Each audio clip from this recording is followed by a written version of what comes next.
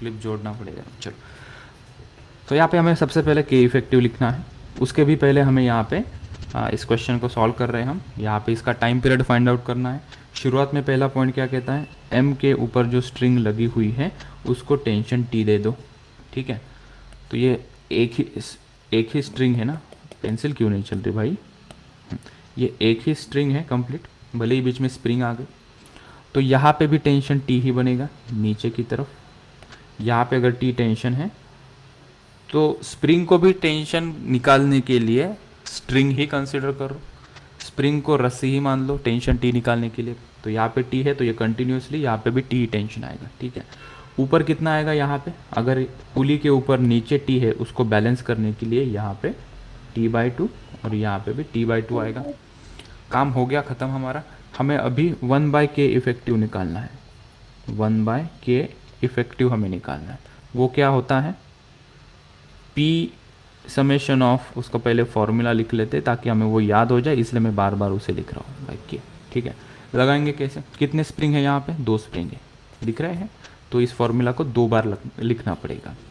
पहला मैं इसके लिए लिखता हूँ के, ये जो के स्प्रिंग है उसको जो टेंशन टी लग रहा है, नीचे वाला देखो या ऊपर वाला देखो, उसका कोएफिशिएंट क्या है, इस टी का कोएफिशिएंट हमने देखा 1 है, तो 1 का स्क्वायर डिवाइडेड बाय वो स्प्रिंग कौन सी है, के, प्लस ये 1 के इफेक्टिव आ रहा है। दूसरी स्प्रिंग देखी बच्चों ने, यहाँ पे मुझे बताओ मैं यहाँ पे क्या लिखूँ, चलो न्यूमरेटर में क्या लिखूँ मैं यहाँ पे, what should I right here, half square, 1/2 का स्क्वायर। तो जस्टिफाई कर लेते हैं क्योंकि ये जो 2 के स्प्रिंग है उस पे जो टेंशन लग रहा है t/2, तो t/2 का कोएफिशिएंट क्या होता है, मतलब t का कोएफिशिएंट क्या होगा 1/2, इसलिए यहाँ पे 1/2 लिखा। k, यहाँ पे k कितना है, नीचे क्या लिखे हम, k लिखना पड़ेगा 2k, so will write 2k right. सो इसको हमने लिखा 1/k प्लस ये हो जाएगा 1/2 का होल स्क्वायर, वो नीचे आ जाएगा तो 4 × 2 8k, ये 1/k इफेक्टिव हो गया। ठीक है, तो जब हम इसको के इफेक्टिव के फॉर्म में लिखेंगे तो ऊपर मल्टीप्लिकेशन आता है ना 8k × k और नीचे एडिशन आता है 8k प्लस k, तो ये कितना हो जाएगा 8k/9। सो के इफेक्टिव हमें मिल गया 8k/9। टाइम पीरियड के फॉर्मूला में पुट कर देंगे 2π√m/k में, वो क्या मिलेगा हमें, के की वैल्यू, के इफेक्टिव की वैल्यू पुट करनी है बस, 2π ये ऊपर m नीचे के इफेक्टिव, ये 8k, ये 9 ऊपर चला जाएगा, 9 बाहर निकालोगे तो वो कितना हो जाएगा 3 हो जाएगा। सो ये 2π × ये 3, 8 में से 4 भी निकलेगा तो वो 2 बन जाएगा ना बाहर, 4 2 = 8, तो वो बाहर आके 2 निकलेगा, √m/2k बचेगा यहाँ पे, तो ये 2 2 चला जाएगा, तो हमारा आंसर यहाँ से मिला t = 3π√m/2k which is the correct answer. Calculation में कोई मिस्टेक तो नहीं है यहाँ पे, 4 × 2 8, 4 12 के 2, अंदर ये 2, सही आंसर मिला हमें 3π√m/2k। ठीक है, इस प्रकार हमने इस क्वेश्चन को भी कंप्लीट कर लिया। तो स्प्रिंग मास सिस्टम के लगभग हर एक प्रकार के क्वेश्चन को हमने टच करने की कोशिश की है। हम अभी थोड़ा आगे बढ़ते हैं। देखो, हम time period of vertical column floating on a liquid find out करने जा रहे हैं, राइट। तो यहाँ पे हम देख सकते हैं कि ये जो पानी है, पानी के ऊपर हमने ये वर्टिकल कॉलम रख दिया। ठीक है, जब हम इसको पुश करेंगे तो ये ऑसिलेट करने लगेगा, जैसे रखोगे ये कुछ डेप्थ में ये नीचे चला जाएगा जहाँ तक बॉयंसी फोर्स इसको बैलेंस कर दे। सभी चीज़ें बताऊंगा what is mean by buoyancy force. पहले जान लो कि इसको थोड़ा नीचे रख देंगे, कुछ पोर्शन ये पानी के अंदर डूब जाएगा, कितना डूबता है वो डेंसिटी से हम पता कर लेंगे। जब हम इसको थोड़ा डिस्प्लेस करेंगे तो वो किसी उस पोजीशन के अबाउट ऑसिलेट करने लगेगा। ठीक है, तो उसका टाइम पीरियड हमें फाइंड आउट करना है। ठीक है, कुछ डेटा गिवन होता है क्वेश्चन में, वो हम डेटा लिख लेते हैं। यहाँ पे ये जो मटेरियल हम ले रहे हैं उसको थोड़ा सॉलिड कर दे, फील आ जाएगा। फिर होलो हो सॉलिड हो, वो डेंसिटी से हम देख लेंगे क्या करना है। ठीक है, तो इसकी डेंसिटी मान लेते हैं कि सिग्मा है, डेंसिटी इसकी क्या है सिग्मा। ये जो लिक्विड है इसकी डेंसिटी मान लेते हैं रो है। ठीक है, और ये जो सिलेंडर है उसकी कंप्लीट हाइट मान लेते हैं कैपिटल H है। और ये कितना नीचे डूबा हुआ है ये कभी दिया होता है, कभी निकालना पड़ता है। फॉर से कि ये H डेप्थ में नीचे डूबा हुआ है, कितना पोर्शन इस सिलेंडर का पानी के अंदर डूबा हुआ है, H हाइट का पोर्शन पानी के अंदर डूबा हुआ है। ठीक है, ओके। अभी क्या होगा, अभी ये जो है यहाँ पे, ये यहाँ पे जाके स्टेबल हो गया है, इक्विलिब्रियम पोजीशन पे ये स्टेबल हो गया है क्योंकि H डेप्थ ये नीचे आ गया है। ठीक है, मतलब इसका जो वेट है, इस सिलेंडर का वेट लेट से वो है W। ठीक है, उसको कौन बैलेंस कर रहा है, कौन बैलेंस करेगा, पानी क्या कौन सा फोर्स लगाता है, कुछ पता है तुम्हें उसके बारे में? पानी, कोई भी ऑब्जेक्ट पानी फ्लोट होता है तो पुश करे, उसको ऊपर पुश करेगा, उसको हम बॉयंट फोर्स कहते हैं, FB। ज़रूरी नहीं कि मैं फ्लूइड पहले सिखाऊँ उसके बाद ही तुम्हें बॉयंट फोर्स समझ में आए, हम उसे समझ सकते हैं, फील कर सकते हैं ना कि पानी के अंदर कोई भी चीज़ हाफ फ्लोट होती है और हाफ ऊपर रह जाती है तो एक बॉयंट फोर्स उसके ऊपर लगता है। ठीक है, कंप्लीटली सबमर्ज या कोई बॉडी कंप्लीटली डूब जाती है, 2-3 केस हो सकती है ना बेटा, जैसे कि ये सिलेंडर है, ये आधा नीचे डूबा हुआ है आधा हवा में है। कोई ऑब्जेक्ट कंप्लीटली इस सरफेस के यहाँ पे ऐसा डूब जाता है कंप्लीटली। ठीक है, कोई कंप्लीटली इसके ऊपर यहाँ पे फ्लोट होता है, या कंप्लीटली कोई ऑब्जेक्ट सिंक हो जाता है। तो ये कैसे डिसाइड होगा कौन सा ऑब्जेक्ट सिंक होगा, कौन सा ऑब्जेक्ट कंप्लीट फ्लोट करेगा, कौन सा ऑब्जेक्ट पार्शियली इसके अंदर फ्लोट करेगा? तो वो डेंसिटी डिफाइन करती है। तो हाफ ये डूबा हुआ है, हाफ ये पानी के बाहर है, इसका मतलब क्या है, ये सिचुएशन ऐसी होगी, जो पानी की डेंसिटी है वो ज़्यादा है, ताकतवर है पानी, पानी की डेंसिटी ज़्यादा होगी, किससे? डेंसिटी ऑफ दिस सब्सटेंस जो उसके अंदर हम डुबा रहे हैं, तब ये आधा फ्लोट करेगा और आधा उसके ऊपर चला जाएगा। ठीक है, उल्टा हुआ तो सर क्या होगा, इस सिलेंडर की डेंसिटी काफ़ी ज़्यादा होगी तो क्या होगा, ये पूरा का पूरा नीचे डूब जाएगा। इनकी डेंसिटी इक्वल हुई तो ये उसको बैलेंस कर लेगा। ठीक है, हमें इस सिचुएशन से मतलब है, density of this liquid is greater than density of this solid. इसको मैं लिख लूँ यहाँ पे, डेंसिटी, ये क्या है rho, density of liquid. What is this sigma, it is density of object जो हम इसके ऊपर डुबा रहे हैं। ठीक, यहाँ पे दो फोर्सेस एक दूसरे को बैलेंस करेंगे तभी ये हो रहा है। ठीक है, सो कैन आई राइट, ये buoyant force is balancing the weight of this object, right. अभी बॉयंट फोर्स का फॉर्मूला हम निकालेंगे और हम वेट का फॉर्मूला यहाँ पे हम सब्स्टिट्यूट करेंगे। ठीक है, बॉयंट फोर्स का फॉर्मूला होता है रो जी एच। क्या होता है ये, रो जी एच। ठीक है, वेट का फॉर्मूला होता है mg। वेट का फॉर्मूला क्या होता है, mg। समझा रहा हो बॉयंट फोर्स का फॉर्मूला रो जी एच क्या है। ठीक है, यहाँ पे इसकी डेंसिटी कितनी है, लिक्विड की डेंसिटी कितनी है, रो। ठीक है, ठीक है, ऑलराइट। अच्छा, रो वी जी लिखना पड़ेगा, वो तो प्रेशर का हो गया। ठीक है, रो वी जी फॉर्मूला होता है बॉयंट फोर्स का। रो माने उसकी डेंसिटी, वी माने वॉल्यूम कितना सबमर्ज्ड हुआ है ऑब्जेक्ट का। क्योंकि मुझे बताओ, थोड़ा सा पेशेंस रखना ज़रूरी बात है। बॉयंट फोर्स किसके ऊपर लग रहा है, इस ऑब्जेक्ट के ऊपर। क्या पूरे ऑब्जेक्ट के ऊपर बॉयंट फोर्स लग रहा है क्या, नहीं। जितना बॉडी पानी के कांटेक्ट में है, इतना पोर्शन ऑफ बॉडी पानी के कांटेक्ट में है। ठीक है, तो कितना पोर्शन पानी के कांटेक्ट में उसका वॉल्यूम हम लेंगे, वॉल्यूम डिस्प्लेस बाय वाटर जिसे कहते हैं। ठीक है, तो यहाँ पे ये रो लिखा मैंने, वॉल्यूम कितना लोगे, वॉल्यूम इस ऑब्जेक्ट का कितना डिस्प्लेस हुआ है। ठीक है, उसका क्रॉस सेक्शन एरिया मान लेते हैं ए है, क्रॉस सेक्शन एरिया इसका ए है, इनटू क्या करेंगे, ये एच करेंगे। तो cross section area into H करेंगे तो इतना volume of this body submerged in liquid मुझे मिल जाएगा। तो मैंने इसको लिखा, क्या लिखा मैंने, area, cross section area into कितना डूबा हुआ है ये पानी में, तो एच हाइट का पोर्शन पानी में डूबा है, कंप्लीट एच नहीं लेना, इज इक्वल्स टू, इंटू जी बाकी है तो इंटू जी कर दिया, इज इक्वल्स टू। इस मास को हम डेंसिटी के टर्म में लिख सकते हैं क्या, मास बाय वॉल्यूम। ठीक है, वी डैश कर दूँ क्या इसे, ताकि ये v और ये v थोड़ा अलग डिस्टिंग्विश हो। सो यहाँ से मैं लिख रहा हूँ m is equals to sigma into V dash. तो यहाँ पे हम इसको लिखेंगे sigma into V dash into G. ठीक है, नेक्स्ट स्टेप में मैं वी डैश की वैल्यू पुट कर देता हूँ। ठीक है, ये इसको कॉपी कर लेते हैं, यहाँ से यहाँ पे पुट कर दिया, इज इक्वल्स टू सिग्मा तो सिग्मा है, वी डैश क्या होगा, what is V dash, M G. मतलब एम जी किसके ऊपर लगता है, ग्रेविटी किसके ऊपर लगेगी, पूरे ऑब्जेक्ट के ऊपर लगेगी ना। तो पूरे ऑब्जेक्ट का वॉल्यूम हम लिखेंगे, वॉल्यूम एरिया इंटू हाइट लिख सकते हैं।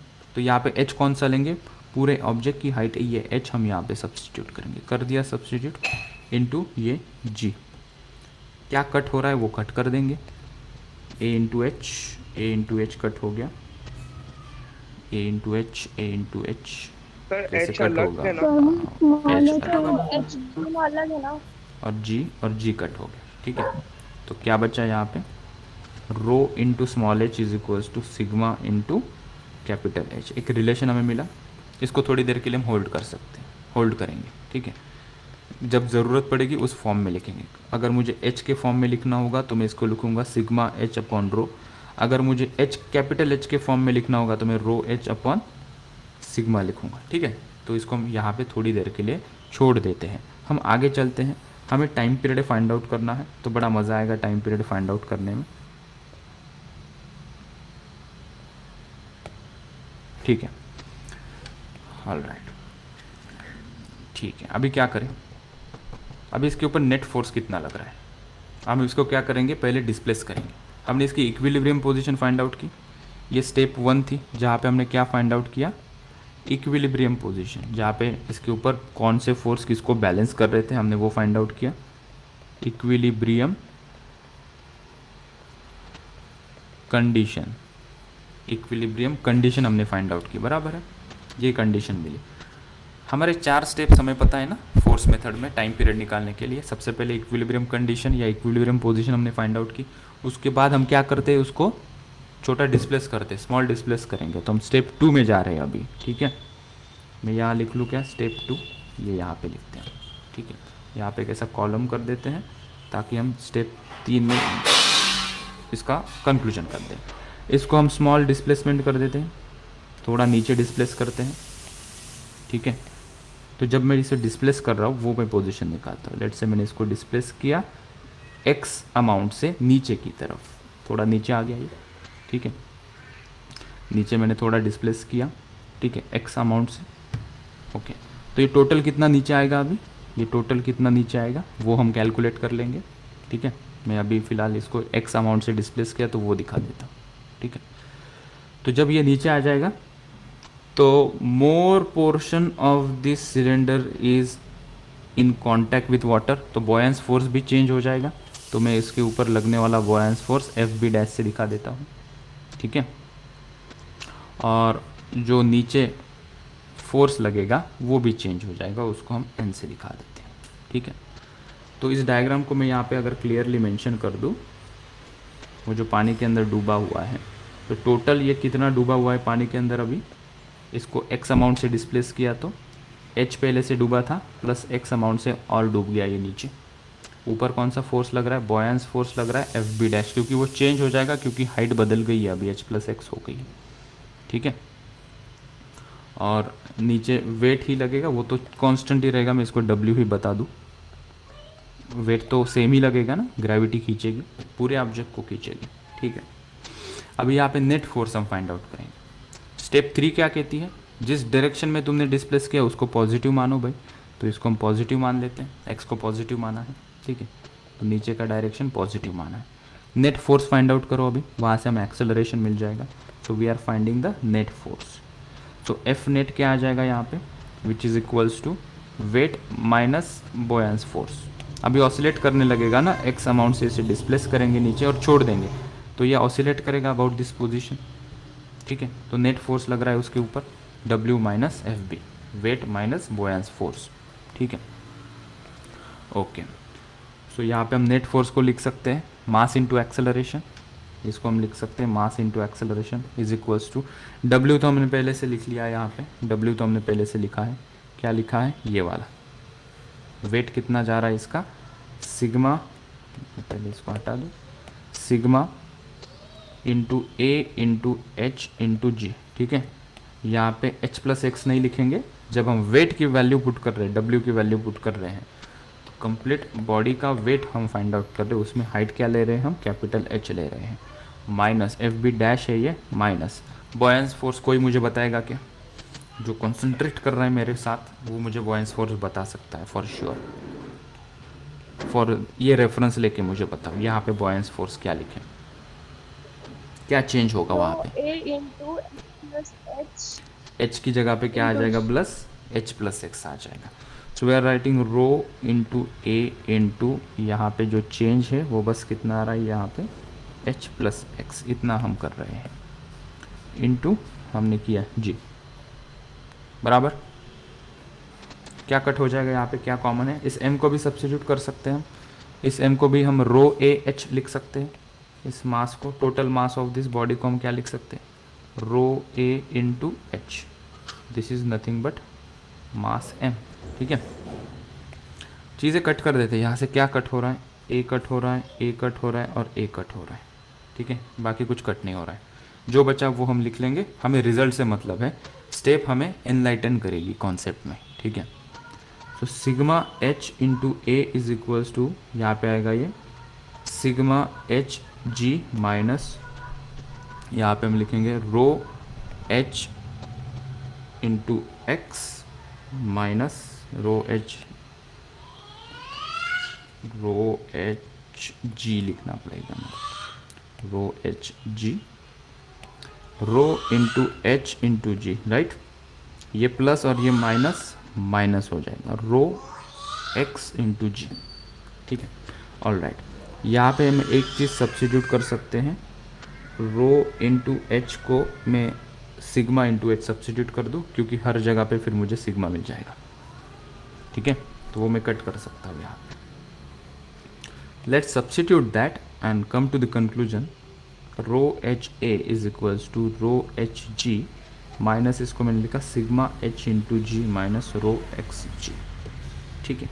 कुछ कट हो रहा है, क्या कट हो रहा है, ये और ये सेम दिख रहा है, दिखा तुम लोगों को, कट कर दो इसे, देखो कट हो गया ये, फाइन। आगे बढ़ते हैं, H A is equals to मुझे क्या मिला, माइनस रो एक्स जी, ठीक है। यहाँ से हम ए के फॉर्म में लिखते हैं और यहाँ से चमत्कार दिखेगा तुम लोगों को, a is equals to minus rho X G divided by sigma into H, sigma into H, sigma into H, ये दिखा तुम लोगों को, ठीक है। इसको हम नेक्स्ट पेज पे लेकर जाते हैं,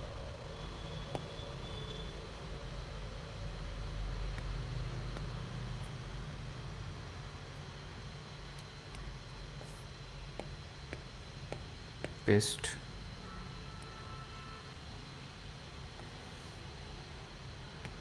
इसको हमने कॉपी किया, हमें फाइनली ये रिजल्ट मिला यहाँ पे, ठीक है।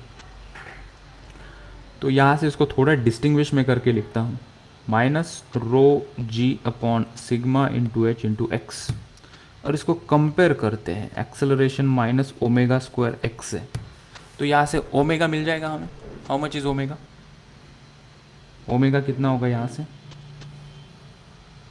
Under root of rho G upon sigma into H, ठीक है। तो मुझे टाइम पीरियड मिल जाएगा which is nothing but 2 pi under root of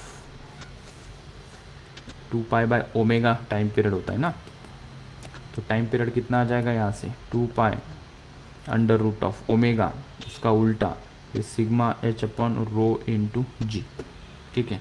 हमें ऑलरेडी एक वैल्यू पता है, ये वैल्यू हमें पता है, वो यहाँ पे हम पुट कर देंगे ये, तो what will gate,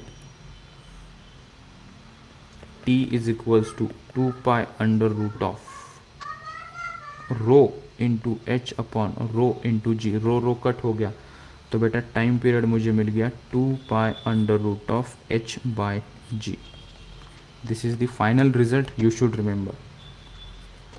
So time period of any body which is oscillating inside a water or a liquid, ये वाला फॉर्मूला और ये वाला फॉर्मूला, ये दोनों याद रखेंगे।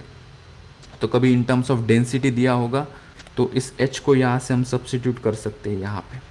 तो मैं यहाँ से अगर कभी h को लिखना चाहूँ तो we can write sigma h upon rho. बहुत ज़रूरी रिजल्ट हमने यहाँ पे डिराइव किया है, ठीक है। सो इस वीडियो को एक बार फिर से देख लेना, बहुत ज़रूरी वीडियो था। नोट्स को रेफ़र कर देना, वो मैं अपलोड कर दूंगा ग्रुप के ऊपर। और इसके रिगार्डिंग कुछ भी डाउट हो तो पहले पढ़ के आओ फिर मुझे पूछना, ठीक है। ऑलराइट, तो आज के लेक्चर में इतना ही बच्चों। Thank you so much.